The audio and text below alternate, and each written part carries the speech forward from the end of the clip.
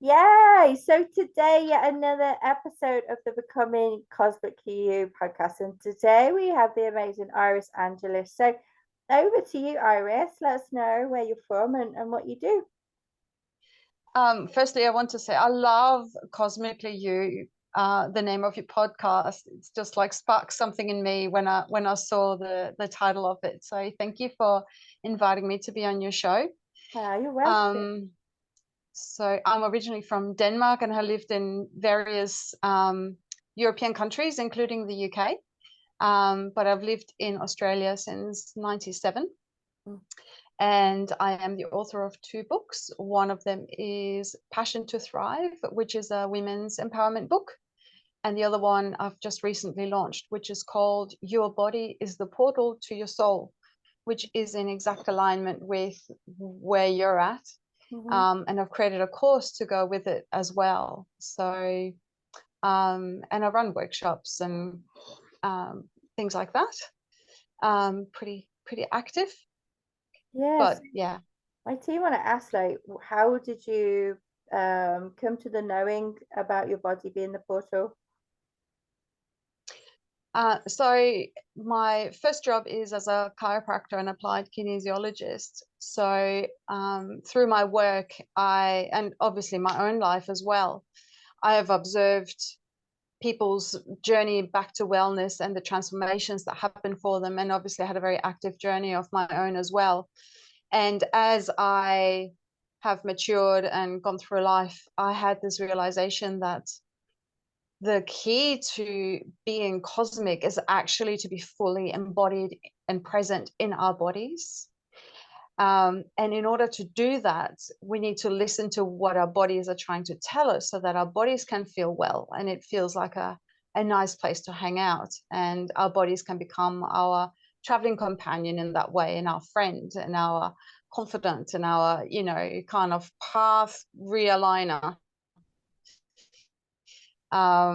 That's what they try to do most of the time. We just, don't want to know, or it's too uncomfortable, or, we deny. But really, the joy that can be found in life is if, we can really be present in our bodies and be really present for our lives. And that means embracing everything that life has to offer on a physical level. I mean, I don't know about you, but when I was little, I was taught that spirituality was all about just sort of heart up, and everything from heart down was sort of dirty or undesirable or filthy or shouldn't go there. But I've found that to be completely wrong. Like, I don't think you can be spiritual unless you can actually really embrace everything that physical life has to offer. Mm, I agree. I always think it's about the combining the 3D journey with the metaphysical. I see a lot of very, very gifted human beings in the collective, right? That kind of just put their hands over their eyes when it comes to 3D. And I'm like, you can't have that beautiful connection if you just pretend that what you're seeing isn't happening to you. You have to get really honest with yourself, right? And you have to call yourself Well, out on your own bullshit as well at times, I find. very true.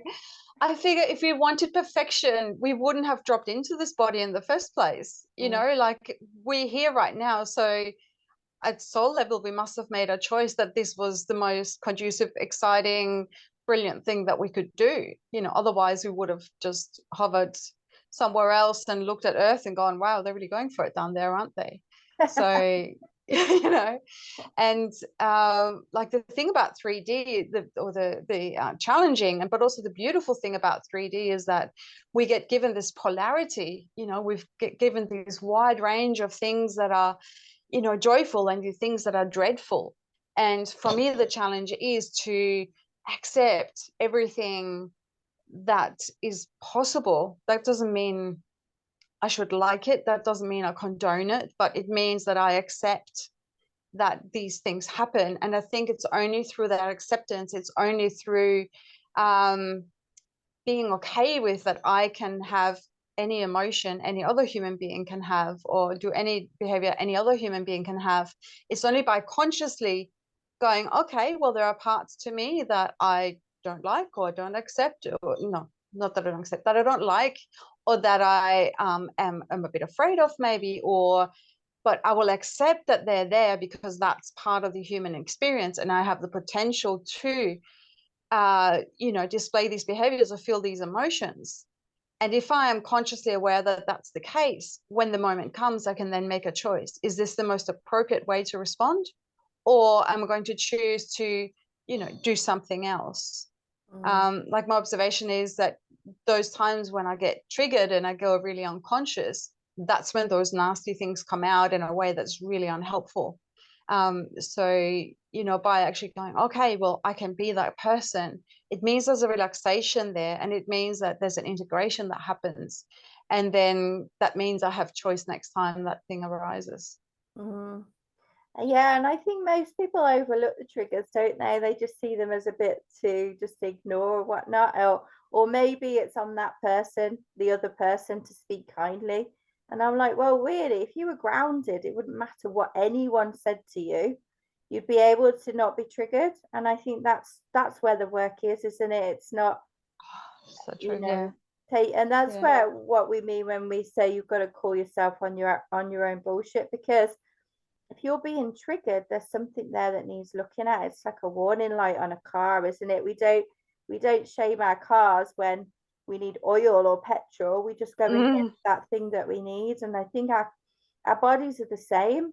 They're just our cars, aren't they? They're our vehicle to navigate this 3D reality. And I think people miss out on the triggers and all the beautiful stuff that comes with it. And I always say you've got to enjoy everything, like the good, the bad, and the ugly, and be grateful for all of it. Because if you want to just focus on the good stuff, that's beautiful, but it's not giving you the full spectrum. And we came here to experience this full spectrum. And a lot of us didn't even know what emotions were growing up. We were brought up. I spoke to someone this week, and she said her only three kind of ways of being were angry, sad, or asleep. Like she was she Oh, wasn't given this spectrum of what all these emotions mean, and we're such emotional complex beings within that. yeah. Yeah. And emotions are designed to let us know where we're at with anything at any given point in time. So, they're just feedback. So if we can just take it as feedback and go, okay, so right now my emotional body is telling me, that makes me sad, or that makes me angry, or that makes me despair, or that makes me griefy, or that makes me, jealous.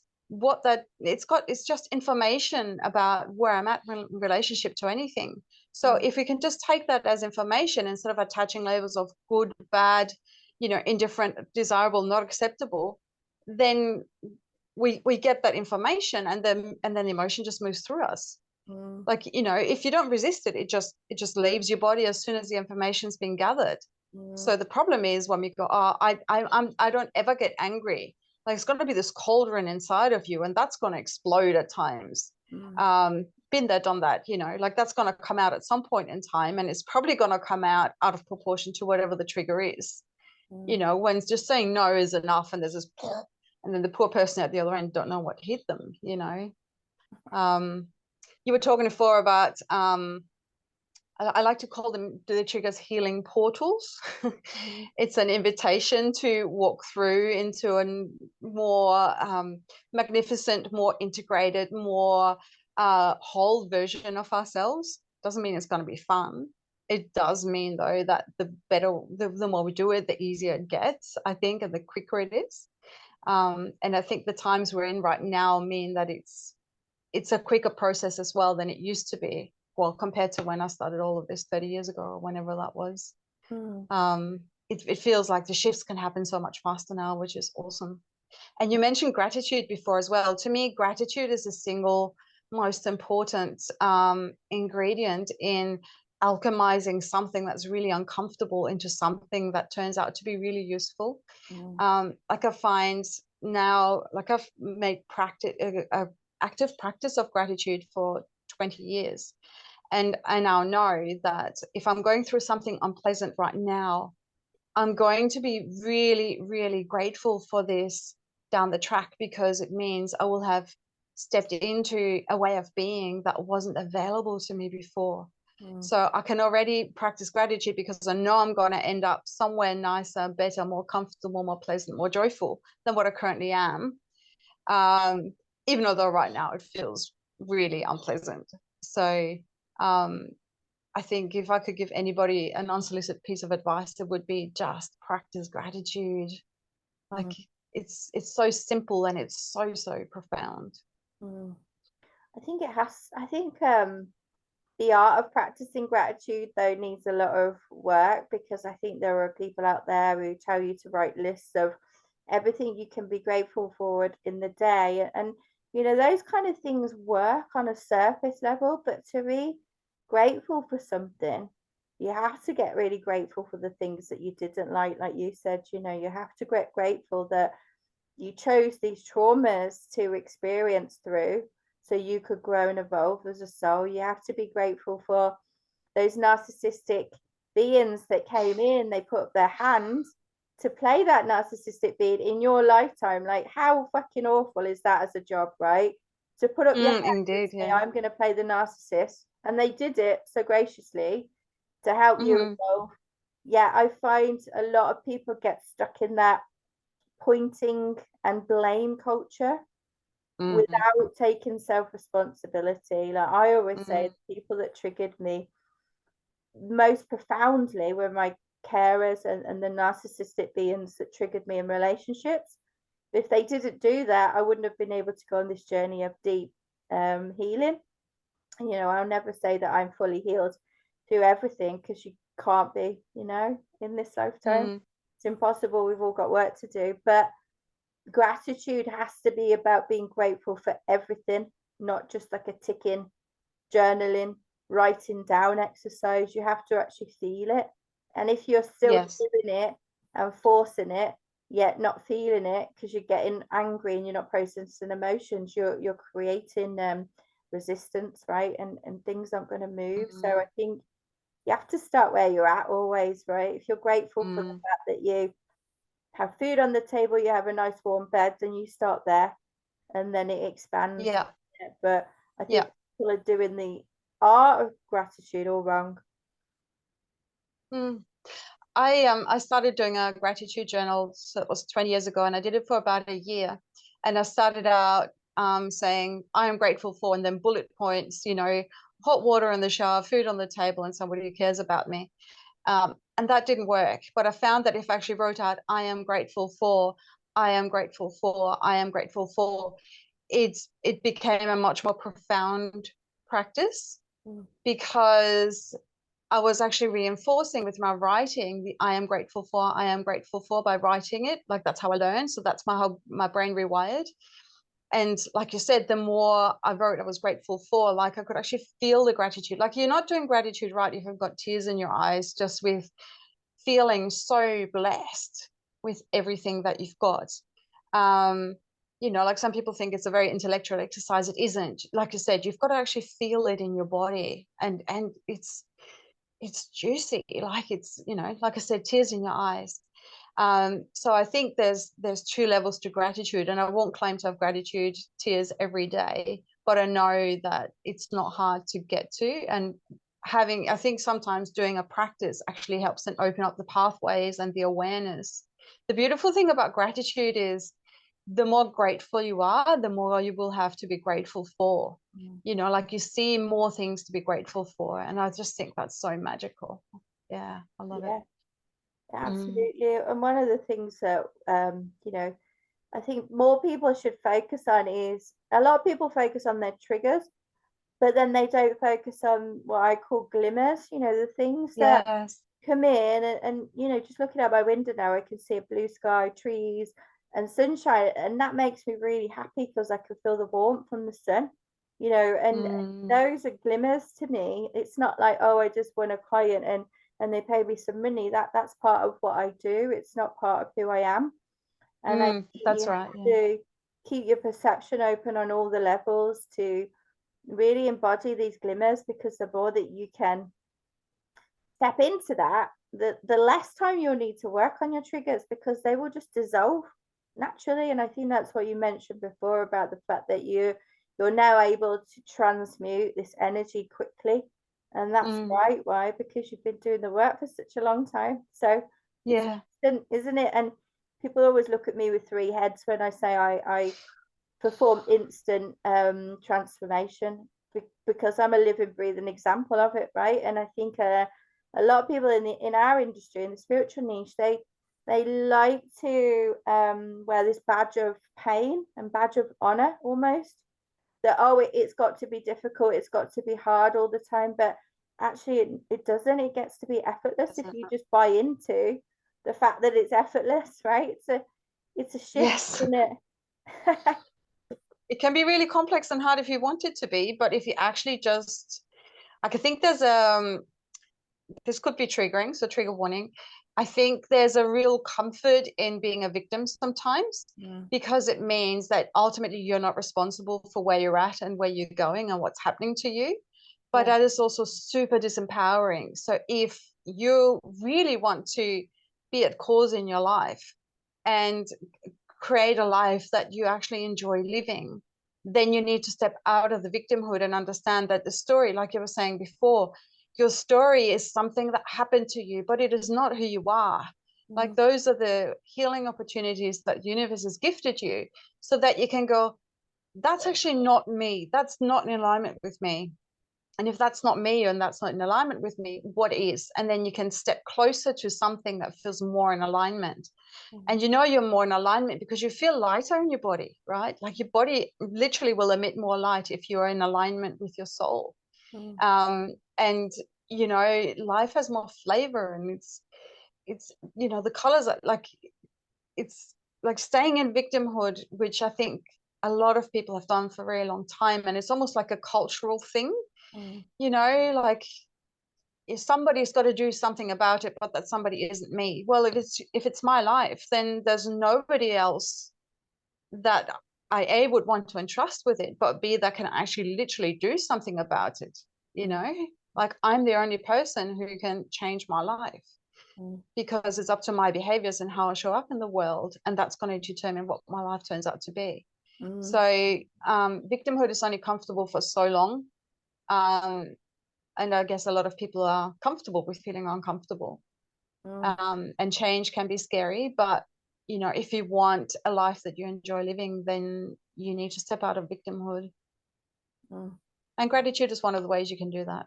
And there are many, many ways, but gratitude is one of them. And I think everybody needs to go on this deep, deep state of forgiveness, right? Because many of our carers came into the world when the world was a much denser place energetically, and we didn't have access to as many resources. And yeah, they might have tried harder. You know, I always think, if the way that I turned my life around, I would have hoped my mom did the same, but they didn't have the same access to things and support systems, and it wasn't open. So you have to get to a deep stage of forgiveness for the fact that they were doing the best they could, even though maybe it wasn't as good for you. And also, you also have to accept that you put up your hand. So you came into this body and said, yeah, I want that experience. Like, you literally opted in, right, for every experience you had. It's not coincidence. So like, then to blame someone else for that, like you said, is very disempowering. And I always say, like, if you're pointing your finger at someone, you've always got three pointing back. So be careful with that. You get you a lot of hot water.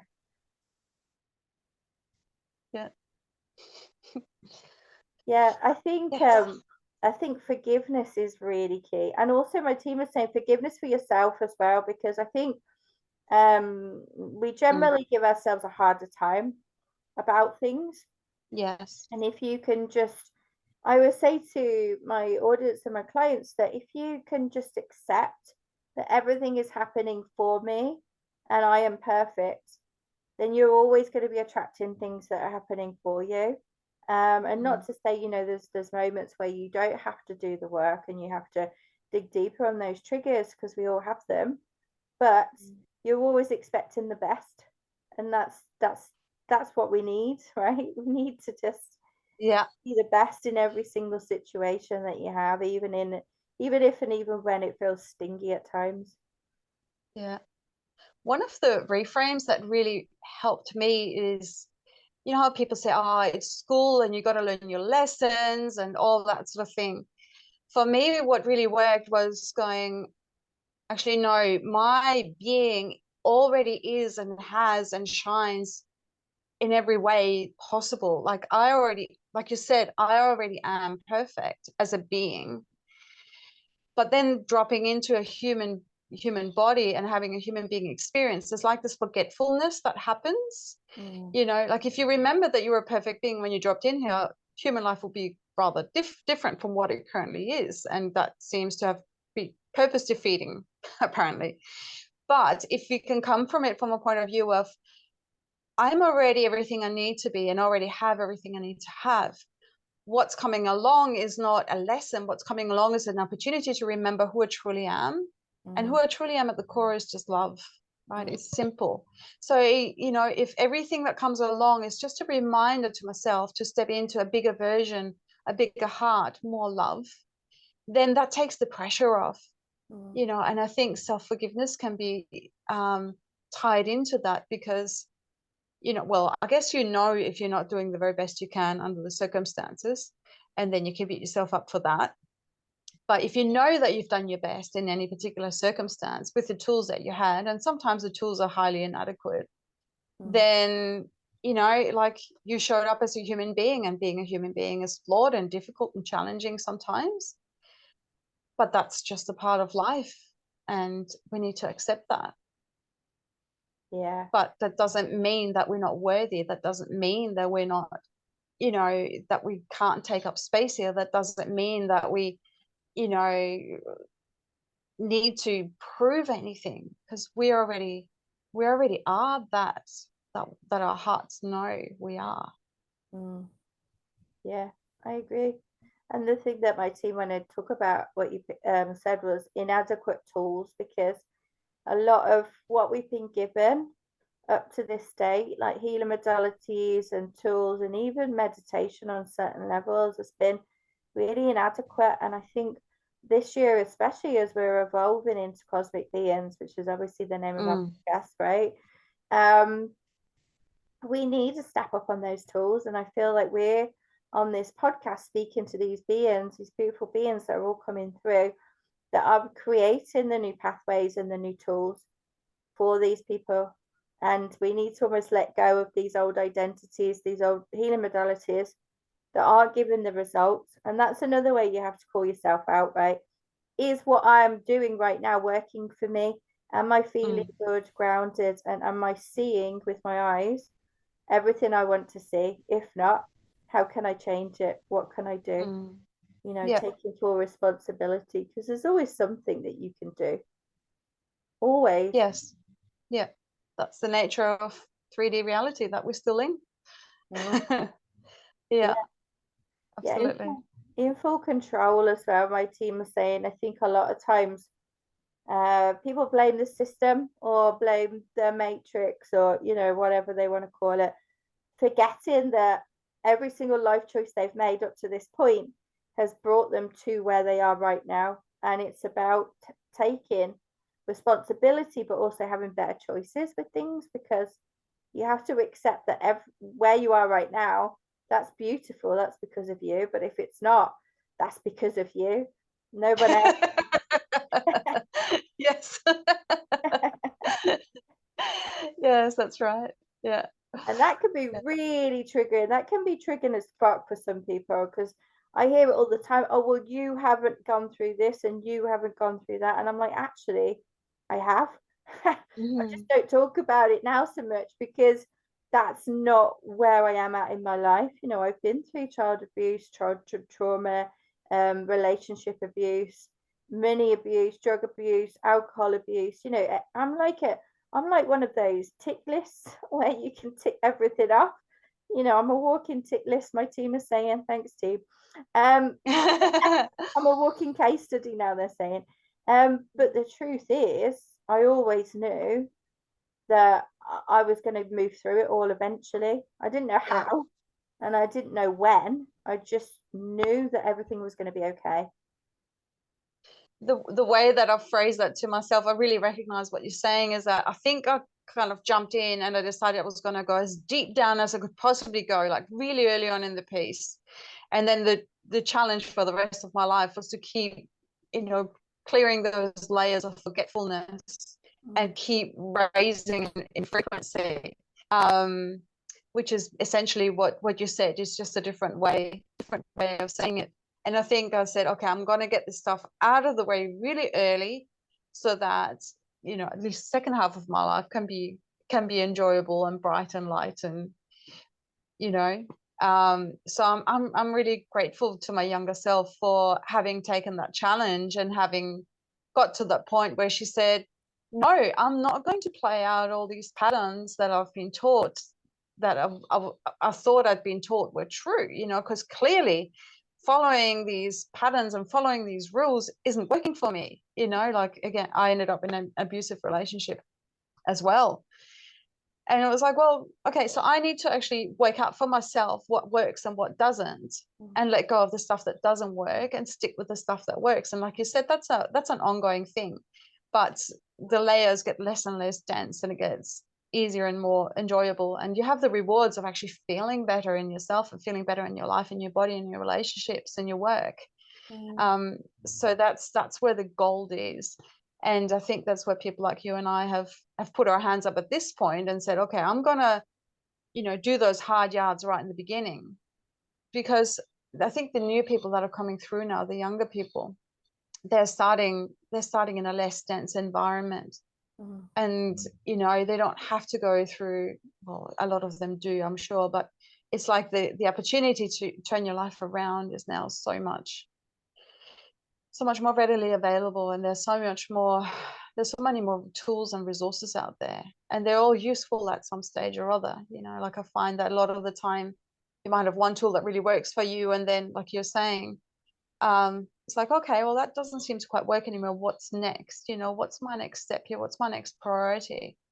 And I personally find that if I don't go looking for change will come looking for me, and that's usually far more unpleasant. So tend to be on the front foot and go, okay, so right now, where does the universe, what are the little hints that the universe is giving me? Where are the little feather touches that go this way, rather than waiting for the boulders to hit me, and give me no choice but heading in the direction that the universe wants me to go in.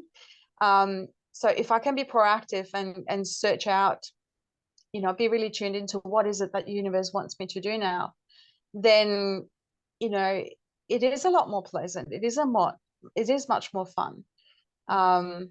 Yeah, those boulders hurt when they hit you, like, and you go, okay, well, I'm not doing this anymore because I'm going to be flattened if I do, basically.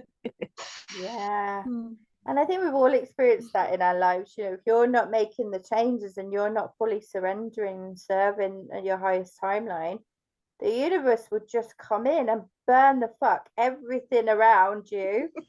And that's really jarring, right?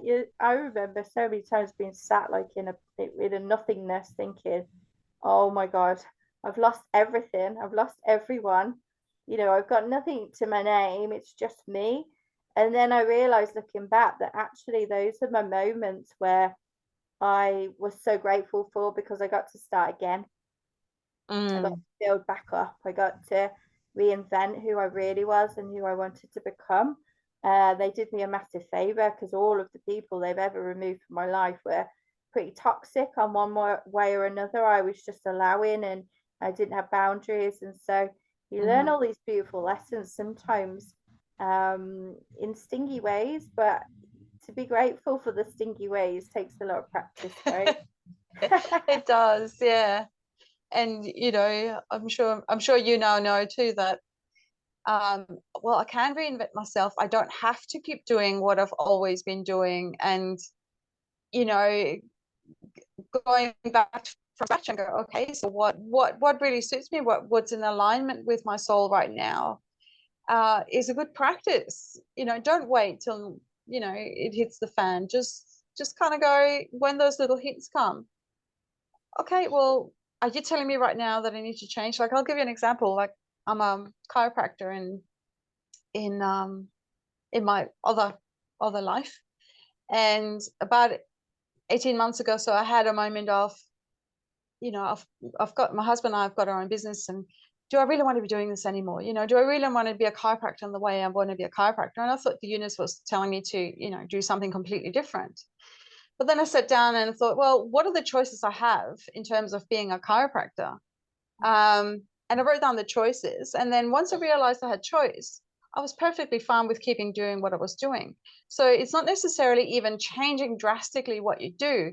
It's actually about changing your mindset around it. And then I went ahead and published my second book. So I'm sure that restlessness and that discomfort was the universe going, okay, now there's that second book you said you were going to write. Can you get on with it? And so that's how that panned out. I'm perfectly happy being a chiropractor again. So but it was listening to that.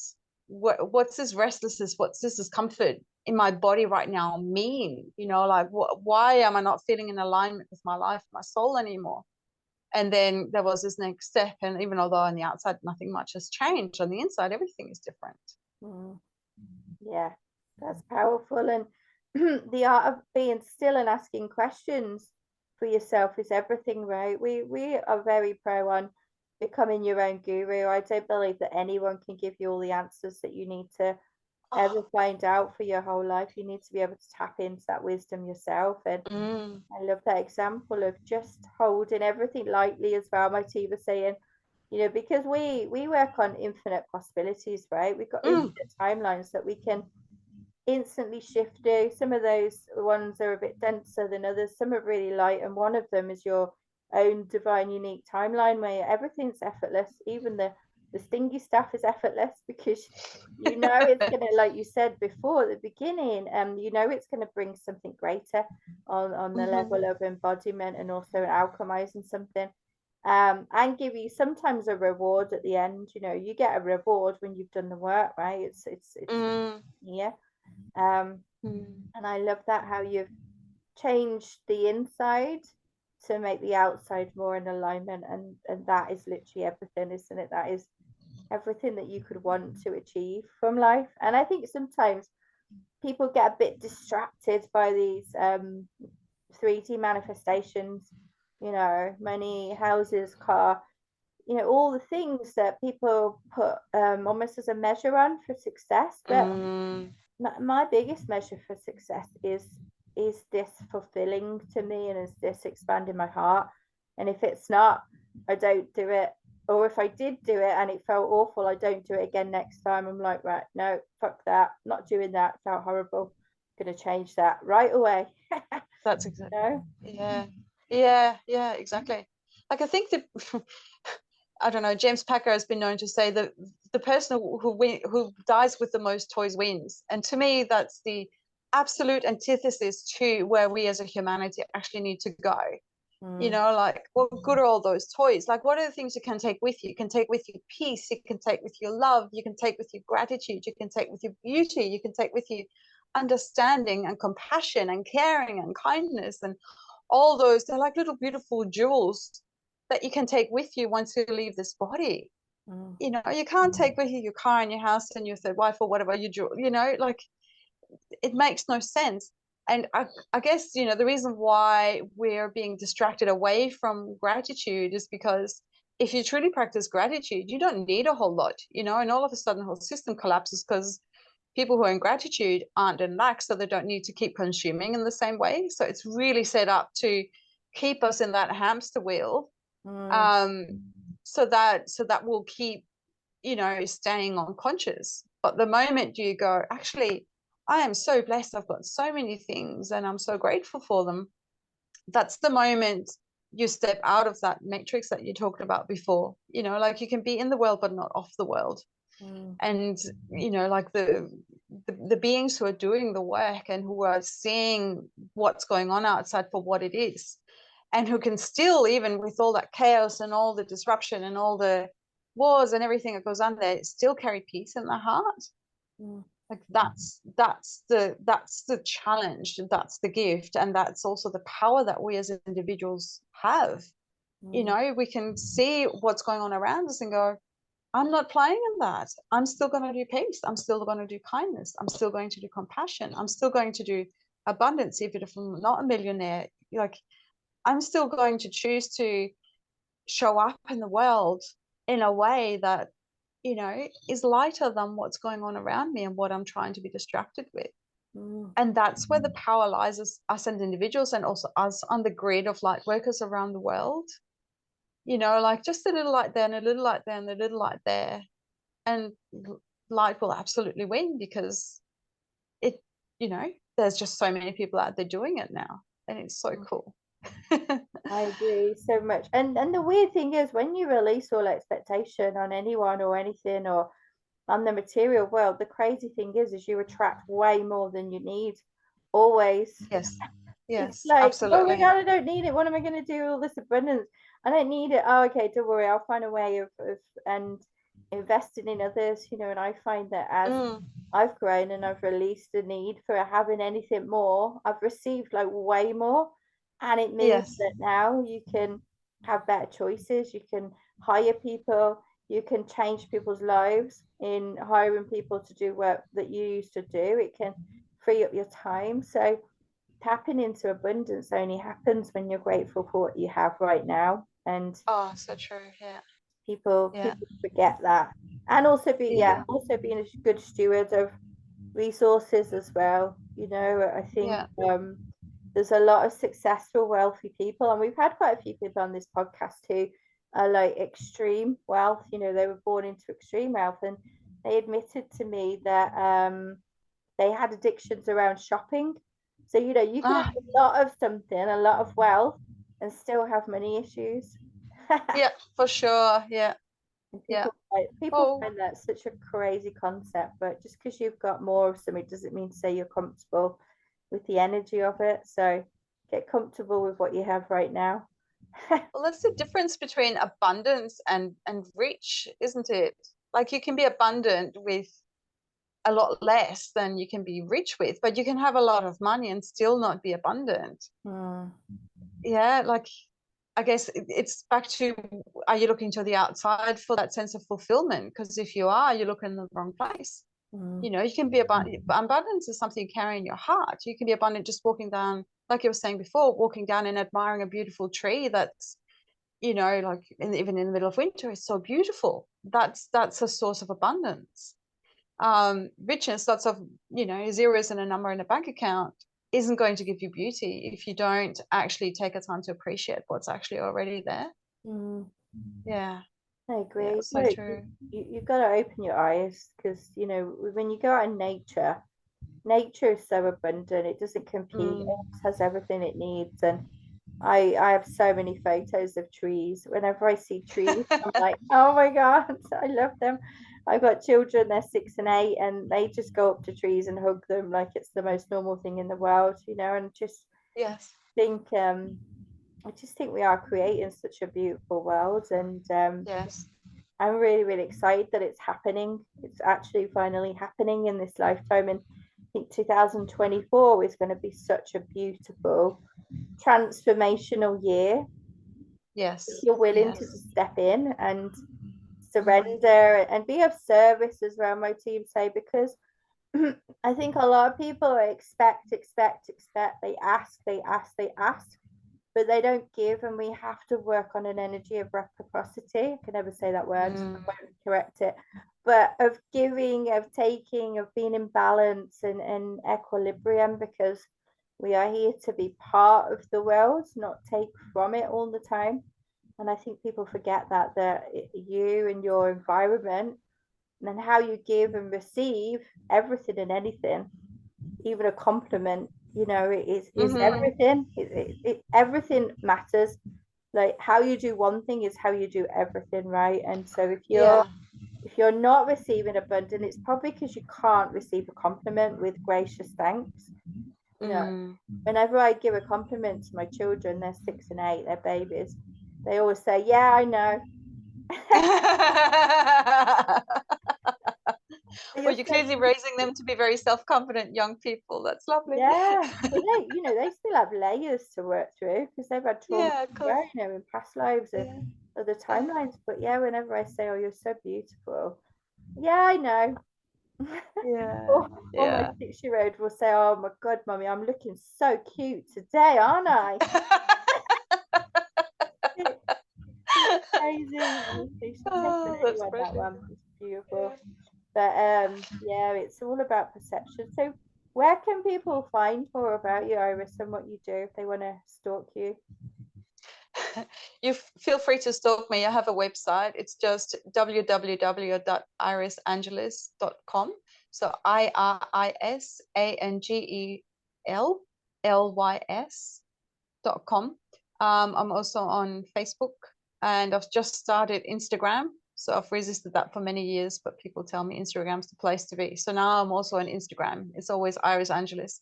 And if you check out my YouTube channel, which is also Iris Angellys, I have a ton of different material there, different meditations, podcasts, things like that, that I hope you will really enjoy. I went back to doing one of my own meditations recently. I was like, this is amazing. What an incredible journey I was just on. So I'm really happy with all the content that I have been able to offer people on YouTube. Yeah. I love that you went back to one of your Yeah. own tools. So it's so important, isn't it, to lead with integrity. Yes. Use your own tools in day-to-day life, and your own methods is, I think, everything. I think a lot of people aren't aligned to that, but I love that you do that. So important. Yeah, well, like you said before, like unless we're in alignment and in integrity, it's just not going to flow. Like it's just like, because we're then giving mixed signals to the universe, like you were saying about trying to manifest. It's like that we've got the sequence wrong, like I want to have this, or I want to be that, thing out there that I can see in the world, and I'm asking for it. But then you have to actually become the person who has that, or is this, right? So you can't be yourself and step into that new energy unless you've actually done the transition to be in that energy. You're not currently holding it because you're not congruent with it. So you can't just sit back on your, okay, so provide.